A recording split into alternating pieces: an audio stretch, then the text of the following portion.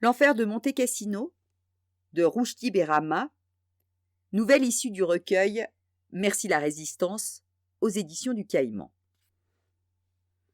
Témoignage d'un ancien tirailleur algérien. Fiction. Monte Cassino, vous dites. Qu'est-ce que vous savez sur Monte Cassino? Une colline culminant à 500 mètres quelque part entre Naples et Rome?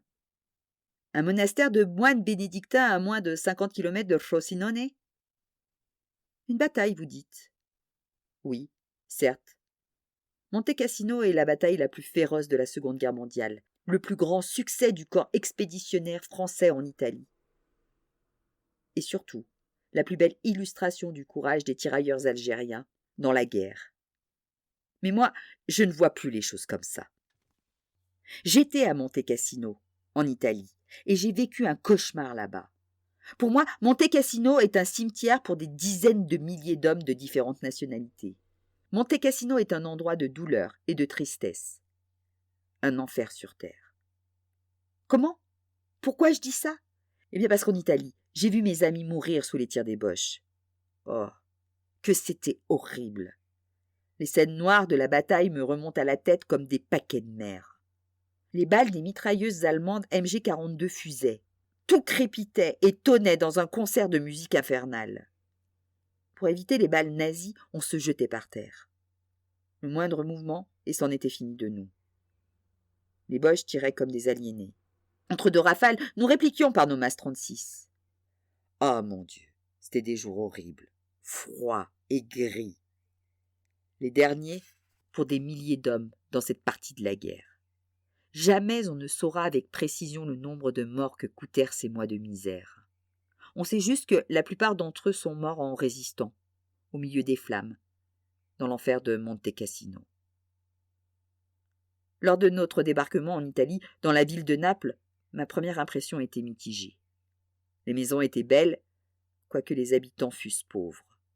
Le désordre qui y régnait était surprenant. J'en étais très impressionné. Un mélange de crainte et d'admiration s'emparait de mon être. J'étais affecté au 7e régiment des tirailleurs algériens, RTA, composé de Maghrébins et de Français d'Algérie. Je vivais avec une intensité que je n'avais jamais ressentie auparavant. Je commençais à m'adapter au climat napolitain au moment où on est parti à Monte Cassino. Là-bas, nous devrions faire face, sur un terrain escarpé, à un ennemi aguerri. On savait que les pertes seraient effroyables, car en face, il y avait la machine de guerre nazie.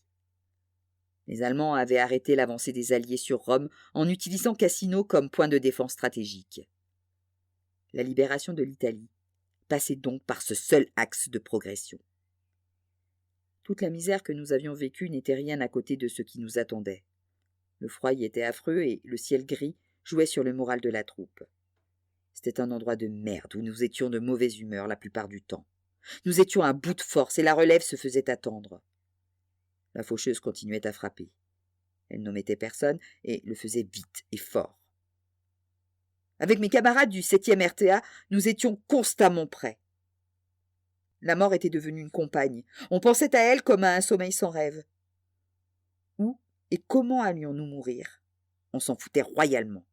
Notre devoir était de combattre l'ennemi et de mourir pour la France. Je n'étais pas trop convaincue par cette idée, du moins au début de la campagne italienne, car j'étais enrôlée de force. Mais avec le temps, j'ai appris à différencier mon ami de mon ennemi. Il y avait beaucoup d'indigènes volontaires parmi nous, des Marocains, des Tunisiens et même des Sénégalais. Et ils étaient de tout cœur avec la France. Dans les années 40, à l'instar de la quasi-totalité des indigènes, je souffrais le martyre dans mon Algérie colonisée. Mais bon, je m'en foutais. Le lieutenant Alphonse, notre chef, natif de Saint-Eugène, nous disait qu'en Italie, nous étions des soldats de l'armée française, des résistants, que notre courage ne devait pas faillir, que nous devrions combattre les Allemands jusqu'à la mort, et que la plus belle fin d'un résistant était de mourir en héros. Malgré la misère de la guerre, il faut avouer que ces mots étaient motivants. Il y a des jours que vous n'arriverez jamais à effacer de votre mémoire. Le jour du bombardement du monastère en fait partie. Je me souviens très bien de ce jour poussiéreux. C'était au mois de février. Bon sang ce qu'il pleuvait. Il pleuvait tellement de bombes qu'on avait l'impression que la montagne allait se fissurer. Leur sifflement aigu nous faisait sursauter. Pour se couvrir, on plongeait dans la boue. Cela continuait heure après heure. Le ciel était devenu tellement gris qu'on ne savait plus s'il faisait jour ou nuit. On avait perdu la notion du temps. Ces bombes, c'était l'œuvre des Américains. Ils ne savent faire que ça, ces Yanks. Ils en avaient largué des tonnes sur le monastère pour éliminer un détachement de soldats nazis. Ils pensaient que les Boches se trouvaient sur les toits. Ils avaient tort. Ce qui était un monastère pour bénédictins était réduit en quelques minutes en un amas de ruines. Il n'en restait que quelques pans de murs affreusement mutilés. Toutefois, la destruction du monastère avait permis aux nazis d'en faire une véritable forteresse, et pour venir à bout de ces soldats allemands, il fallait adopter un autre plan, mettre en place une autre technique. Il fallait grimper sur les hauteurs de Monte Cassino avec nos mulets, dans la boue et le froid, sous le feu des balles ennemies. En hiver, un brouillard épais masquait la colline de Monte Cassino. Impossible de distinguer la moindre silhouette à 10 mètres. Impossible de marcher sans s'enfoncer dans la neige jusqu'à la taille. Le froid gelait tout et tranchait comme un sabre rougi au feu. Jamais nous n'aurions imaginé qu'il puisse faire si froid. Avec les goumiers et les tirailleurs marocains, nous avancions à travers les nappes de brouillard à dos de mulet. Le froid était insupportable et agressif, beaucoup plus agressif que celui de la région d'Aflou. Les nez coulaient et les gerçures fendaient les doigts et les lèvres non protégées. L'odeur de la mort flottait partout dans l'air. Les mulets soufflaient bruyamment. Des nuages de vapeur sortaient de leurs gueules ouvertes. La neige tournoyait sur la montagne. D'épais nuages de flocons nous giflaient. On se blottissait du côté opposé pour protéger nos visages gelés des morsures des tempêtes. Et on montait. Partout dans la colline de Monte Cassino, des cadavres humains gisaient comme des ordures. Les corbeaux s'abattaient sur eux. Oh mon Dieu, qu'on les détestait!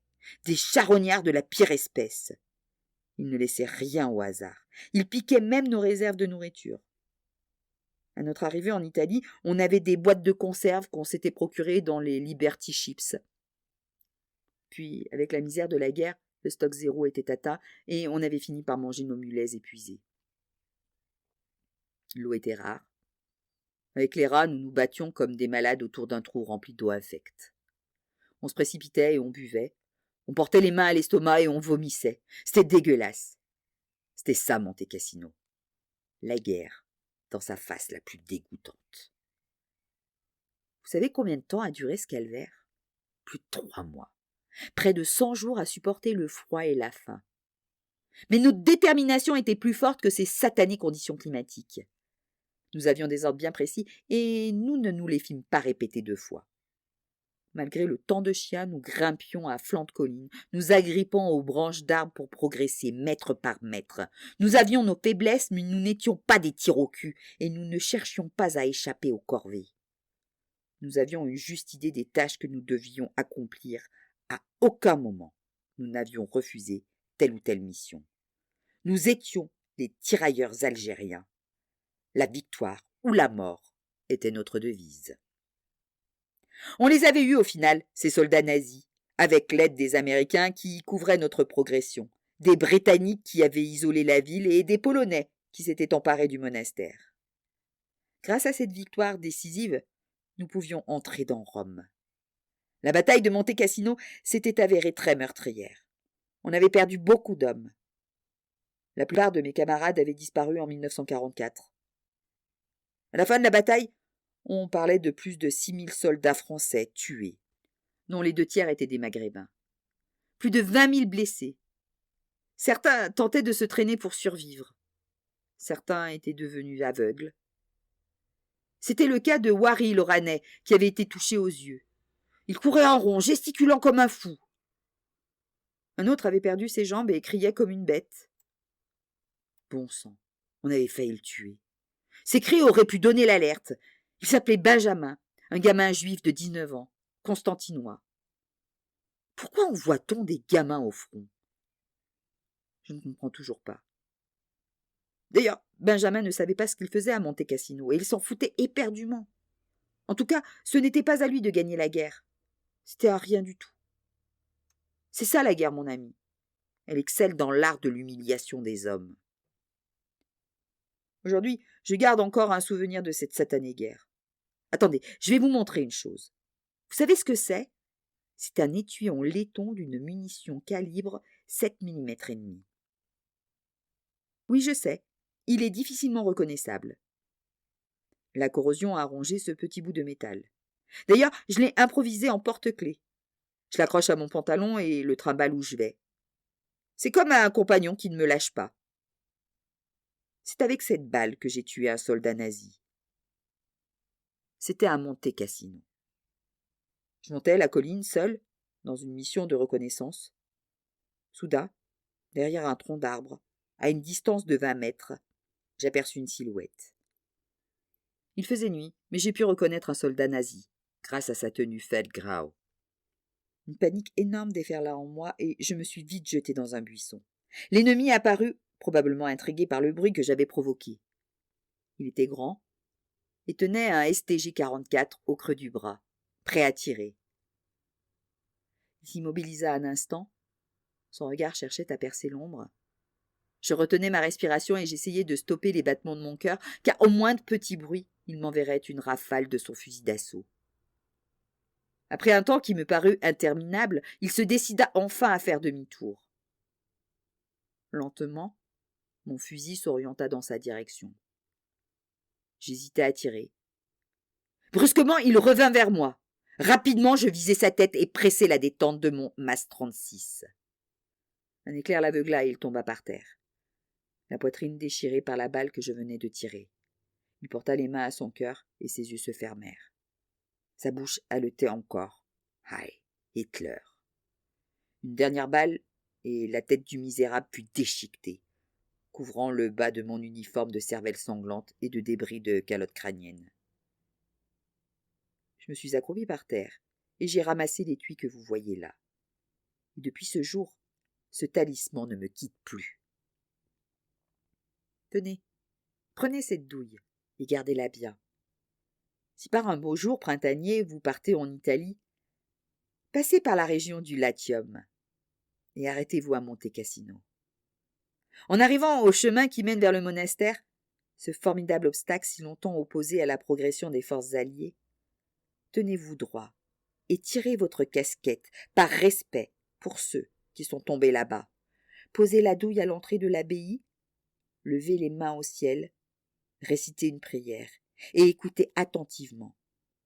Peut-être entendrez-vous encore les rafales des mitraillettes et les cris des blessés.